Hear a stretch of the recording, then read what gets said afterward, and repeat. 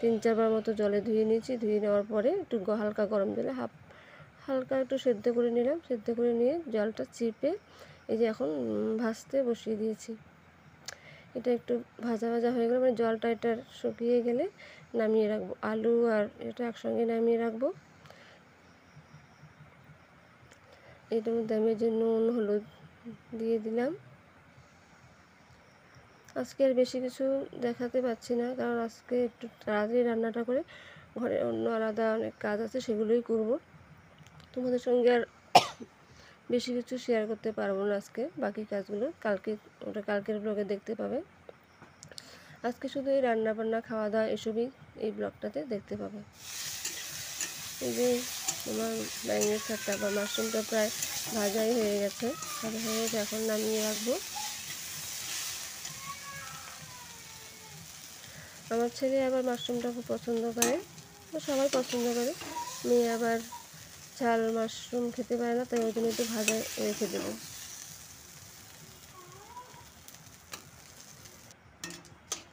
এই কড়াইতে তেল, তেজপাতা, পাঁচফোড়ন দিয়ে দিচ্ছি, কারণ আজকে আমাদের নিরামিষ, তাই আমরা পেঁয়াজ রসুন কিছু ইউজ করব না।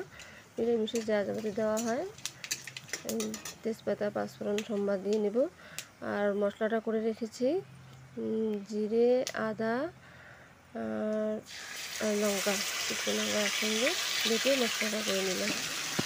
এখানে আর কিছুই হবে না। এই মশলাটার মধ্যে এই আলু ভেজে রাখা, মাশরুম ভেজে রাখাটা দিয়ে মাখা করে কষানো হয়ে গেলে একটু ঝোল দিয়ে দেবো।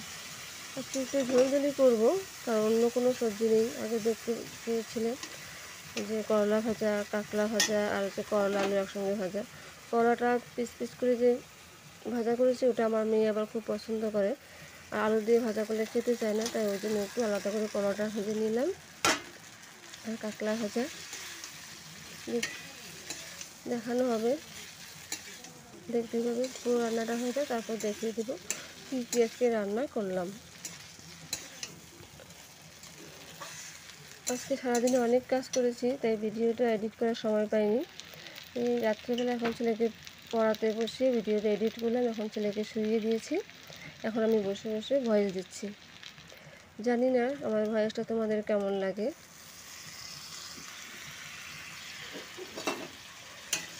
তার মধ্যে বলে নিই, তোমরা কে কে মাশরুম খেয়েছো বা কে কে মাশরুম রান্না করতে পারো, কমেন্টে একটু জানিও প্লিজ।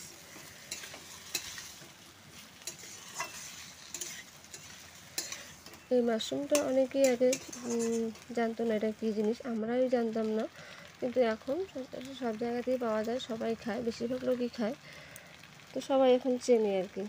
প্রথম ভাবতাম যে কী আবার খায় ব্যাঙের ছাতা।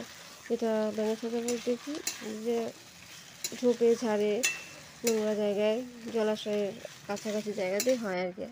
কিন্তু এই মাশরুমটা সেটা না, এটা খুব চাষ করা হয়,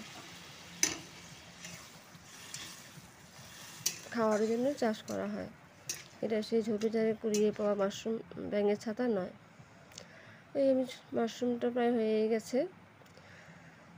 এই যে দেখিয়ে দিচ্ছি কী কী রান্না করে। যে কাঁকড়া ভাজা, করলা ভাজা, ভাতটা তো দেখালাম। এই যে করলা আলু ভাজাটা আর একটু বেশি ছিল, একবার খাওয়া হয়ে গেছে তো তাই অল্প দেখাচ্ছে। আর এই যে এখানে হচ্ছে মাশরুমের তরকারিটা একটু ঝোলঝোলি করেছি, আগেই বলেছি অন্য কোনো তরকারি নেই, তাই এটাই ও বলাই হয়নি। পরে শেষে একটু গরম মশলার গুঁড়ো ছিটিয়ে দিয়ে তরকারিটা নামানো হলো আর কি।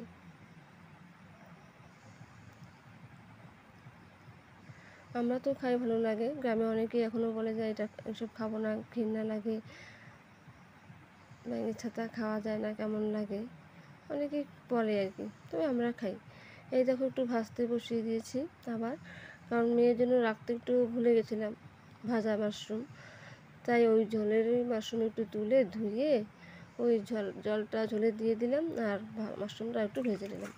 এদিকে আমার অনেক কথা বলা হয়ে গেল, কথা বলতে বলতে আমার রান্নাবান্না শেষ, গ্যাসটাও পরিষ্কার করে নিয়েছি। এদিকে কলের বাড়ি চলে এসে বাসনগুলো মাজতে।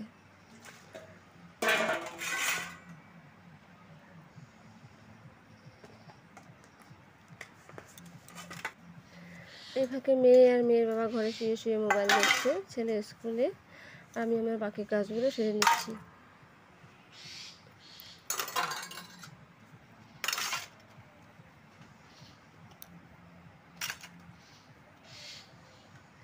জানো তো বন্ধুরা, এই মাশরুম আমি নিজেই বাড়িতে চাষ করেছিলাম। এই গত ব্লগে দেখিয়েছিলাম যে আমি একটা উনুন বানিয়েছি, উনুনে রান্না করেছিলাম, আমার গ্যাস শেষ হয়ে গেছিলো। ওই ঘরেই আমি মাশরুম চাষ করেছিলাম। এখন বর্তমানে গরমের দিনে মাশরুম চাষটা আমি বন্ধ রেখেছি, আবার চালু করব অক্টোবরের শেষের দিকে। তাই ওখানে একটু আপাতত কয়েকদিনের জন্য একটা অর্ডিনারি উনুন বানিয়ে নিয়েছি, চলার মতো আর কি।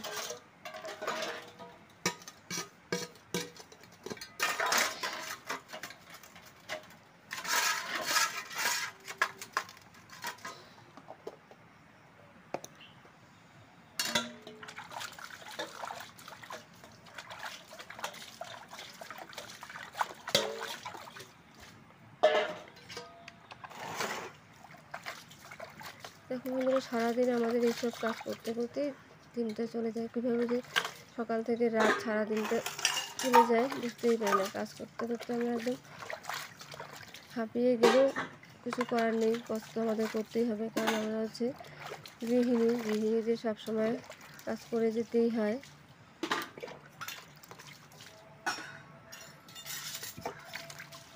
সংসার যখন পেতেছি, সংসারের কাজকর্ম তো করতেই হবে।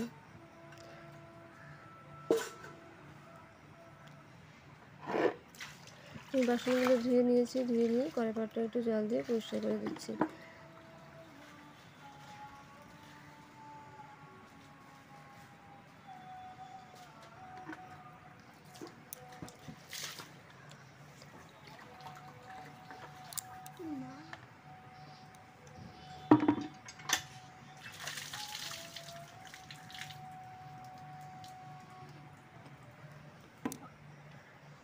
এর মধ্যে আমাদের খাওয়া দাওয়া সব কমপ্লিট হয়ে গেছে। দুপুরবেলা খাওয়া দাওয়া করে আমরা একটু শুয়ে ঘুমিয়েছিলাম সবাই।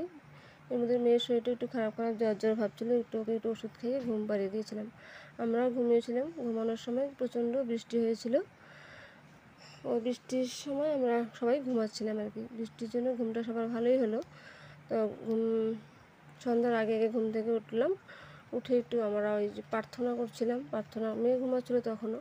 আমরা তিনজনই, ছেলের বাবা আর আমরা তিনজনই প্রার্থনা করছিলাম। প্রার্থনা করে আমরা ওই যে একটু ও বাড়িতে গিয়েছিলাম। ও বাড়িতে গিয়ে মেয়ের জন্য ও বাড়িতে জ্বরের সিরাপ ছিল, সেটাই নিয়ে আসলাম, আর গিয়ে দুধটাও নিয়ে আসলাম। আর ওই যে বলছিলাম গত দিনের ব্লগে যে পুচকিটার জন্য জুতো এনেছিলাম, পুচকিটাকে জুতোটাও ওই ফাঁকে দিয়ে আসলাম। তো ওখান থেকে চলে আসলাম বাড়িতে এসে চা করে নিলাম। চা মেয়ে আবার ওপর থেকে একটু ছাতু নিয়েছিল, ছাতু দিলাম, দুধ দিয়ে ছাতু খেয়ে নিল। আর ছেলে এখন এখানে দেখতে পেয়েছিলেন দুধ চিড়া চিনি দিয়েছিলাম ছেলের জন্য, আর আমাদের চা চিড়ামুড়ি। আমরা সন্ধ্যাবেলা খাওয়া দাওয়া করে নিলাম। সন্ধ্যাবেলা চা খেয়ে ওর বাবা চলে গেল বাজারে, আর আমি ছেলেকে বই নিয়ে পড়াতে বসেছিলাম। মেয়ের শরীরটা খারাপ আছে, বলছে পড়বে না, তো ওকে আর জোর করে নিয়ে খেলছিল, বসেছিল আর কি। ছেলেকে পড়ানোর ফাঁকে আমিও একটু রান্নাঘরে গিয়ে রুটিটা করে নিচ্ছিলাম, কারণ রাত্রেবেলা প্রতিদিন ওর বাবা রুটি খায়। শুধু রুটিই করবো, কারণ মাশরুমের তরকারি, দুপুরের তরকারি আছে, ওই তরকারি দিয়ে রুটি খাওয়া হয়ে যাবে। ওর বাবা রুটি খাবে, আমরা ভাত খেয়ে নেব। দেখতে পাচ্ছি ওর বাবাকে 3টা রুটি দিলাম, 3টে রুটি আর সবজি, মাশরুমের সবজি। সন্ধ্যাবেলা ওর বাবা বাজার থেকে চলে আসলো যে মেয়ে বলেছিল বাবা সুজি আনবা, কারণ মেয়ে কোনো শক্ত খাবার খেতে পারছে না, ওর গালে ব্যথা। মনে হচ্ছে আমার মতো ওরও মামস হবে আর কি। বাজার থেকে দুধ, সুজি, পাউরুটি এসব নিয়ে আসলো। সুজি প্রায় 500 গ্রামের মতো এনেছিল। পুরোটাই আমি ভেজে রাখছি, ভেজে বয়ামে ভরে রাখবো, আর অল্প একটু রান্না করে দেবো খাওয়ার জন্য।